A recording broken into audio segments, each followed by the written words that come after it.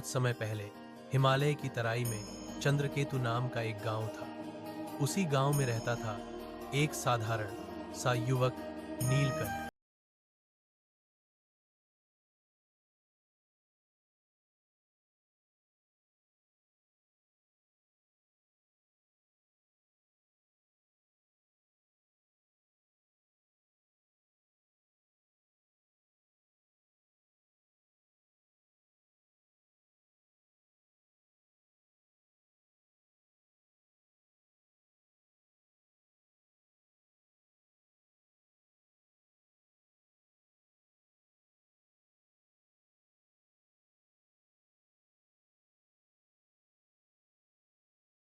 बस एक लोटा पानी, कुछ बेलपत्र और एक ही बात, हे महादेव, मैं कुछ नहीं मांगता, बस मुझे टूटने मत देना। कठिन परीक्षा। एक वर्ष भयानक अकाल पड़ा। गांव में अन्न खत्म हो गया। लोग शहर पलायन करने लगे। नीलकंठ के पास न खाने को था, न बेचने को, न जाने को कोई जगह। एक दिन वह भूख और कमजोरी से मंदिर में ही गिर पड़ा। आंखों से आंसू बह निकले।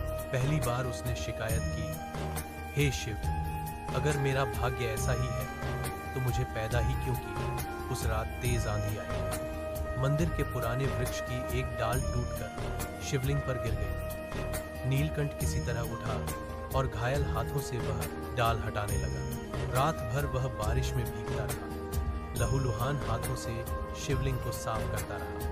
उसे नहीं पता था कि यही वह क्षण था जब शिव देखते हैं। शिव कभी तुरंत नहीं आते। वे पहले देखते हैं मनुष्य का अहंकार टूटा या नहीं, उसकी श्रद्धा सौदेबाजी है या समर्पण, वह दुख में भी धर्म पकड़ता है या नहीं। नीलकंठ बेहोश होकर वहीं गिर पड़ा। स्वप्न में दर्शन। उसे स्वप्न आया, वह कैलाश पर खड़ा था। सामने भगवान शिव भस्म लिप्त, गले में वासुकी, आंखों में करुणा और प्रलय दोनों। शिव बोले, नीलकंठ, तू जानता है मैं कब भाग्य बदलता हूँ। नीलकंठ कांपते स्वर में बोला, जब आप प्रसन्न होते हैं प्रभु। शिव मुस्कुराए, नहीं, मैं तब भाग्य बदलता हूँ जब मनुष्य अपने भाग्य से लड़ना छोड़कर अपने कर्म से मित्रता कर लेता है। नीलकंठ की आंखों से आंसू बहने लगे। शिव बोले, तूने कभी मुझसे धन नहीं मांगा, तूने कभी दूसरों को दोष नहीं दिया, तू टूटा